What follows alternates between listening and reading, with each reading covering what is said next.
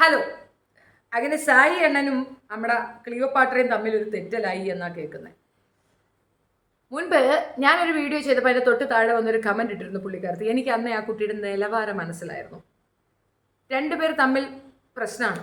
അതിൽ നമ്മളുടെ ഭാഗം നോക്കുക, രണ്ട് ഭാഗവും നോക്കുക. ജെന്യൂനായിട്ട് എന്താണോ അഭിപ്രായം പറയുക. അതിപ്പോൾ നമ്മുടെ വല്യാപ്പാണെങ്കിൽ പോലും നമ്മൾ കൃത്യമായ ഒരു അഭിപ്രായം പറയണം, വേണ്ടേ? പകരം എന്തു തന്നെയായാലും നിങ്ങൾ ചെയ്തത് തെറ്റ്. ആഹാ, എന്താ മോളെ ഞാനിപ്പോൾ ചെയ്ത തെറ്റ്? അത് അച്ഛനെ അമ്മയും പറയാൻ പാടില്ലായിരുന്നു. ഓഹോ, അപ്പം അതിന് മുമ്പ് എൻ്റെ കുട്ടുമോൻ നമ്മളെ വിളിച്ചതെറിയോ? അത് കുഴപ്പമില്ലേ? അത് കഴുതെന്നല്ലേ വിളിച്ചുള്ളൂ. എങ്ങനെയുണ്ട്? അപ്പം ആ നിലവാര തകർച്ച നമുക്കവിടെ മനസ്സിലായിരുന്നു. പിന്നെ വലിയ ആളായി കളിക്കുന്ന വലിയ ആൾ കളിക്കുന്ന ആകെ എന്തെന്ന് പറഞ്ഞു കഴിഞ്ഞാൽ ഇച്ചിരി താന്ന് കിടക്കുന്നവരെ ഒന്ന് എടുത്തിട്ട് ഉരുട്ടാൻ പറ്റി. ആരെ ഉപ്പുമുളക് ലൈറ്റിൽ ആ കൊച്ചിനെ എടുത്തിട്ടൊന്ന് അറുമാതിരിക്കുക അവൾക്ക് പറ്റി. അതിനകത്ത് കിട്ടിയൊരു ഇമ്പോർട്ടൻസ്. അതിനപ്പുറം ഇവളെന്താണെന്നില്ല അർജുൻ അവിടെ വീഡിയോ ചെയ്ത് വെച്ചിട്ടുണ്ട്.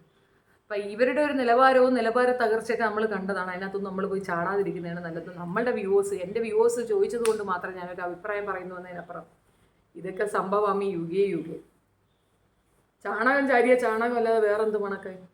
ഏതായാലും പാട്ടയെ 8 നില അവർ പൂട്ടിച്ചു, അല്ലെ പൊട്ടിച്ചു, അല്ലെങ്കിൽ അവർ പറ്റിച്ചു എന്നുള്ളത് നമുക്ക് മനസ്സിലാവുന്നുണ്ട്. അതിനി പറ്റിപ്പാണോ, ഇനി സഹൃദയ വല്ലവരെ തങ്ങളുടെ മുഖം രക്ഷിക്കാൻ വേണ്ടിയിട്ട് പുള്ളിക്കാരത്തി ഉരുണ്ട് കളിക്കുന്നതാണോ എന്നുള്ളത് നമുക്കറിയത്തില്ലല്ലോ. ഏതായാലും ഈ ഒരു ഫോൺ വിളി അവൾ മുഖാന്തിരമാണ് പുറത്തേക്ക് വന്നതെന്നുള്ളത് വസ്തുത. കബീഷിൻ്റെ അടുത്ത് വെല്ലുവിളിച്ചത് സ്നേഹ മുഖാന്തരം പുറത്തേക്ക് വന്ന ഈ സുനാബിക്കേഷൻ സ്നേഹ വളരെ അഭിമാനബോധത്തോടു കൂടി ഇരുന്ന് ഞെളിഞ്ഞിരുന്ന് പറയുന്നുണ്ടായിരുന്നു, അതെ ഞാനത് പുറത്തു കൊണ്ടുവന്നു. എന്താണ് ഉദ്ദേശ ലക്ഷ്യം എന്ന് ചോദിച്ചു കഴിഞ്ഞാൽ എന്തെങ്കിലും രീതിയിൽ ഏതെങ്കിലുമൊക്കെ രീതിയിൽ അത്യാവശ്യ ബ്ലാക്ക് മെയിലിംഗ് ആണ് അവരുടെ ഉദ്ദേശ ലക്ഷ്യം. അവർ സക്സസ് ആയി എന്നാ പറയണേ. അതായത് ഈ പറയുന്ന രീതിയിൽ സായിയെ എടുത്ത് ഉടുക്കുന്ന ഒരു സിനാരിയോ ഉണ്ട് മൊത്തത്തിൽ. അപ്പം സായിയിൽ നിന്ന് ആ ശ്രദ്ധ മാറാനും അല്ലെങ്കിൽ സായിയിൽ നിന്ന് KD ജാഫറിലേക്ക് ആളുകൾ ചാടി പോകാനും വേണ്ടിയിട്ട് ഇവർ കാണിച്ചൊരു മെലോ ഡ്രാമ എന്നതിനപ്പുറം അതിന് വലിയ വാല്യൂ ഒന്നുമില്ല. സായി എത്ര ഇൻ്റർവ്യൂ കൊടുത്തു, ഇൻ്റർവ്യൂകളെല്ലാം കൂടെ എടുത്ത് വെച്ച് ഒരു ദിവസം കണ്ടാൽ പിറ്റേന്ന് രാവിലത്തേക്ക് നമ്മൾ മെഡിക്കൽ കോളേജിൽ അഡ്മിറ്റ് ആകും. പ്രത്യേകിച്ച് പ്രാന്താശുപത്രി എന്ന് പറഞ്ഞ ഒരു ലേബലിലേക്ക് നമ്മൾ ആംബുലൻസ് കയറ്റി വിടുകയും ചെയ്യും. കാരണം ഷോക്കടിച്ചാൽ പോലും ആ ഭ്രാന്ത് മാറില്ല. അമ്മാതിരിയാണ് അവൻ്റെ തള്ളലും ഉന്തലും മറിക്കലുകളും. ഇപ്പോൾ കുറേയധികം കമൻസ് കണ്ടിട്ടുണ്ടായിരുന്നു. നമ്മുടെ സംഭവാന ആ കൊച്ചിൻ്റെ പേര് നന്ദന വന്നപ്പോൾ പാട്ടയെ പിടിച്ച് മാറ്റിയിരുത്തിയെന്ന്. നന്ദന വേറെ പാട്ട വേറെ. നന്ദനെ ഇപ്പോൾ തോളിൽ തൂങ്ങിയ ഒരു സ്റ്റേജിലാണുള്ളത്. ഇവനങ്ങ് തള്ളി മറിച്ചു. അപ്സര എന്താ പോവാത്തെ? അപ്സരയുടെ ഹസ്ബൻഡ് ആൽബിക്ക് അത്യാവശ്യം വിവരമുണ്ട്, അതുകൊണ്ട് അവൻ വിടുന്നില്ല. അല്ലെങ്കിൽ അപ്സര കിണുങ്ങി ശരണ്യം കിണുങ്ങി അങ്ങോട്ട് തള്ളുമായിരുന്നു. കാരണം സായി അമ്മാതിരിയാണ് തള്ളിയത് അതിനകത്ത്. നിങ്ങൾ കേട്ടിട്ടുണ്ടോ ഇല്ലയോ എന്ന് എനിക്കറിയത്തില്ല. കുറേയൊക്കെ ഞാൻ മെനക്കെട്ടിരുന്ന് കണ്ടതുകൊണ്ട് കേട്ടതാണ്. 18.5 കോടി രൂപയും കൊണ്ട് സിനിമ പിടിക്കാൻ നടക്കുന്ന സായി അണ്ണൻ്റെ പിറകെ നന്ദന തൂങ്ങിയില്ലെങ്കിലേ അതിശയമുള്ളൂ. മറ്റുള്ള പെൺകുട്ടികൾക്ക് കുറച്ചുകൂടെ കാര്യബോധവും പൊതുവിവരവും ഇതുപോലുള്ളതിൽ കയറി പറ്റിക്കപ്പെട്ടു എക്സ്പീരിയൻസ് ഉണ്ട്. നന്ദനയ്ക്കതില്ല. നന്ദനയ്ക്കത് വരുമ്പോൾ നന്ദന പാടെ ഇറങ്ങിപ്പോയിക്കോളും.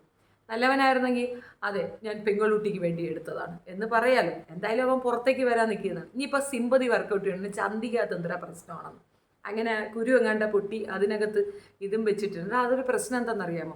നമുക്ക് ഇത്തരത്തിലുള്ള അസുഖങ്ങളൊക്കെ വരുമ്പോൾ അപ്പോൾ കൈകാല ആരോഗ്യമൊക്കെ കുഴപ്പമില്ലല്ലോ. നീ ഇല്ലല്ലോ അത് ചവിട്ടി പിടിച്ചിരുന്നപ്പോൾ നിനക്ക് നട്ടലിന് കുഴപ്പമൊന്നുമില്ല.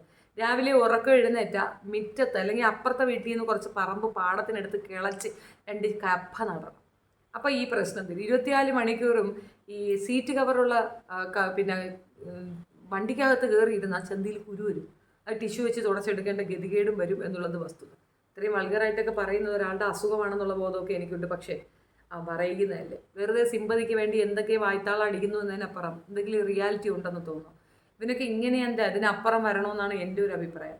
എത്ര പേരുടെ മജ്ജയും മാംസവും തിന്നവന്മാരാണ് ഇതൊക്കെ. അവൻ ചെയ്യുന്ന എല്ലാ പേക്കൂത്തിനും കൂട്ടു നിൽക്കുന്ന സ്നേഹയ്ക്കായാലും ഈ പറയുന്ന പാട്ടയ്ക്കായിരുന്നാലും ഒക്കെ അനുഭവങ്ങൾ, അതുപോലുള്ള അനുഭവങ്ങൾ വരണമെന്നാണ് ഞാൻ പറയുന്നത്. ഒരു പരിധിയിൽ കൂടുതൽ മറ്റുള്ളവരെ ആക്രമിക്കാൻ നിൽക്കരുത്. അതിനകത്ത് പാർട്ടിസിപ്പേറ്റ് ചെയ്തവരെയൊക്കെ എടുത്ത് ഉടുത്തല്ലേ ചരിത്രം. അതിലേക്ക് താൻ പോയി പെടുമെന്നും തന്നെ ഇതുപോലെ അവരെടുത്ത് ഉടുക്കുമെന്നുള്ള ചെറിയ ബോധം വേണ്ടായോ? എന്തുവായിരുന്നു, തകർത്തങ്ങ് തരിപ്പണമാക്കുമായിരുന്നു. ആദ്യം തന്നെ പറയാം, അസുഖബാധിതരായി അഖിൽ മാരാർ അവിടെ കിടക്കുന്ന സമയത്ത് അഖിൽ മാരാറിനെ പറ്റി എന്തോരം കളിയാക്കലാണ് അവൻ പറഞ്ഞിട്ടുള്ളത്. എന്തുമാത്രം വൃത്തിയുടെ അവൻ പറഞ്ഞേ.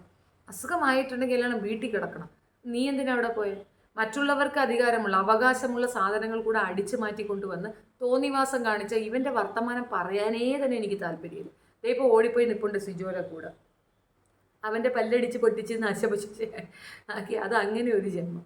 അതിൻ്റെ കൂടെ അതിനകത്ത് ഞാൻ മനസ്സിലാക്കിയ ഒരു കാര്യം പറയട്ടെ. സിജോ പുറത്തേക്ക് വന്നപ്പോൾ പറഞ്ഞാണ് എൻ്റെ ആദ്യത്തെ ആപ്ലിക്കേഷനായിരുന്നു. ആദ്യത്തെ ആപ്ലിക്കേഷൻ തന്നെ എനിക്ക് കിട്ടി admission and I go in.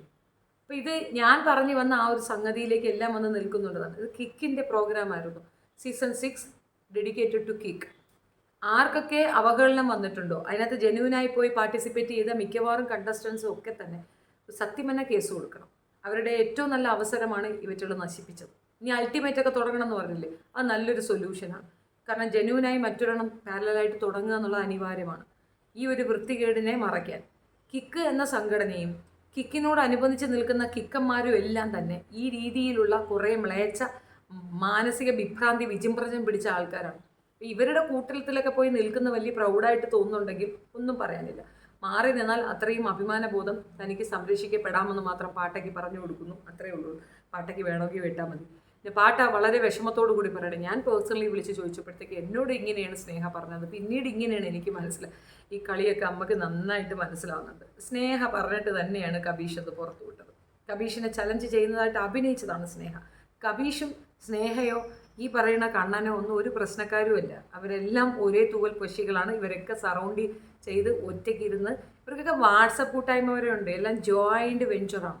ഇതിനകത്തേക്ക് പോയി വീണ് കൊടുക്കുന്ന അത്യാവശ്യം വെട്ടുക്കിളികൾക്ക് ഒന്നും പറയാനില്ല. അനുഭവിച്ച് ചീട്ട് വാങ്ങിക്കുമ്പോൾ നിങ്ങൾക്ക് ഞാൻ പറയുന്നതിൻ്റെ ഡെപ്ത് മനസ്സിലാവും. ഞാനിപ്പോഴും ഉറച്ചു വിശ്വസിക്കുന്ന ഒരു കാര്യം, സമൂഹത്തിലെ ഏറ്റവും വലിയ, അതായത് നമ്മുടെ സൊസൈറ്റിയിലെ പ്രത്യേകിച്ച് യൂട്യൂബ് ഒരു ഇതിനകത്ത് ഏറ്റവും വൃത്തികെട്ട രീതിയിൽ ഒരു സോഷ്യൽ ഈവിൾ എന്ന രീതിയിൽ വളർന്നു വന്ന ഒരു വിഭാഗം ആൾക്കാരാണ് ഈ പറയുന്ന യൂട്യൂബേഴ്സ് എല്ലാം തന്നെ. ഇവന്മാരുടെ റിയാലിറ്റി മുന്നോട്ട് കൊണ്ടുവരാൻ ബിഗ് ബോസിന് സാധിച്ചു എന്നുള്ളത് ഒരു വസ്തുത. അതിലൊരു നന്ദി ഞാൻ പറയുന്നു. ബാക്കി ഈ കാണുന്നതൊക്കെ തന്നെ ഒന്നും പറയാനില്ല.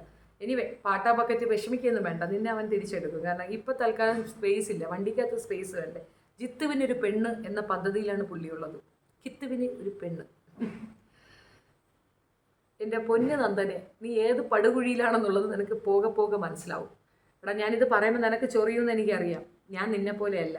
ഞാൻ പോയ സ്ഥലം എന്നെ പിന്തുടർന്ന് ഫോൺ വിളിച്ച് പറയുന്നവളല്ല ഞാൻ. പബ്ലിക്കായിട്ട് ഇത് പബ്ലിക് പ്ലാറ്റ്ഫോമിലാണ് ഞാൻ പറയുന്നത്. Check, Nandana is in danger. ഈ പറയുന്ന അളിയന്മാർ ഈ പെണ്ണിനെ പടുകുഴി കൊണ്ടിട്ടില്ലെങ്കിൽ ഡപ്പാന്നിരുന്നു. അത്രേ എനിക്ക് പറയാനുള്ളൂ. Thank you so much. കാണുമ്പോൾ നമുക്ക് ഇതൊക്കെ പറയാൻ തോന്നും.